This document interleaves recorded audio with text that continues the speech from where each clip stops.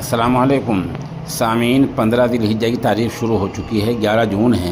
ख़बर का उन्वान है रेलवे के 2 बड़े ऐलान। इंडियन रेलवे ने आज कई बड़े ऐलान किए हैं। भारतीय रेलवे की तरफ से सबसे बड़ा ऐलान ये है जिसमें लोग तत्काल टिकट बुक कराया करते हैं। तत्काल टिकट बुक कराने के लिए सरकार ने ये शर्त लगा दी है कि आधार कार्ड का वेरिफिकेशन लाजमी होगा। ये ज़ाब्ता 1 जुलाई से लागू हो जाएगा। पहले ये अर्ज़ कर दूँ कि आधार वेरिफिकेशन का मतलब क्या होता है।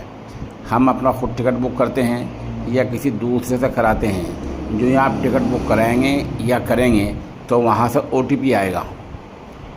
उस नंबर पर जो आधार कार्ड से लिंक होगा वो OTP नंबर आपको बताना होगा। आगे उसकी बुनियाद पर ही कार्रवाई होगी। इसको कहते हैं आधार वेरिफिकेशन। तब तत्काल टिकट के लिए ये आधार वेरिफिकेशन लाजमी करार दे दिया गया है। 1 जुलाई से बग़ैर आधार वेरिफिकेशन के कोई टिकट तत्काल बुक नहीं हो पाएगा। अगर आपने ट्रेन बुकिंग की है और वे वेटिंग या RAC में हैं तो ट्रेन यानी रेलगाड़ी का चार्ट अब 24 घंटे पहले तैयार हो जाएगा। वहीं पहले 2-4 घंटे पहले पता चल जाया करता था कि कन्फर्म टिकट हुआ या नहीं हुआ, लेकिन अब 24 घंटे पहले पता चल जाए कि आपका टिकट कन्फर्म हुआ या नहीं हुआ।